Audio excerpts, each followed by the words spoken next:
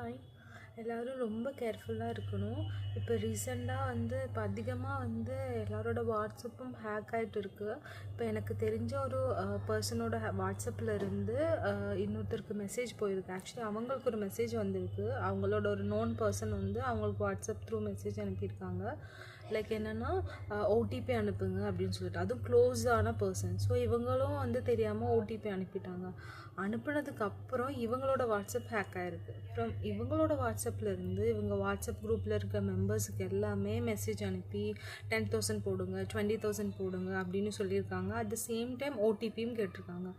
அந்த மாதிரி ஒரு செயின் ரியாக்ஷன் மாதிரி எல்லாரோட வாட்ஸ்அப்பும் ஹேக் ஆகிட்டே இருக்குது.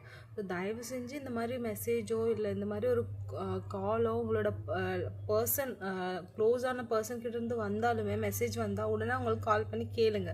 என்னென்னு கேட்டதுக்கப்புறம் அடுத்த ஸ்டெப் எடுங்க. தயவு செஞ்சு இந்த மாதிரி ஒரு ஓடிபி அனுப்புங்கன்னு உங்கள் ஃபேமிலி மெம்பர்ஸ்கிட்டேருந்து வந்தால் கூட தயவு செஞ்சு அனுப்பிடாதீங்க. ஏன்னா இப்போ அதுதான் இப்போ ரீசெண்டாக நடந்துகிட்ருக்கு. Please be careful. தேங்க்யூ.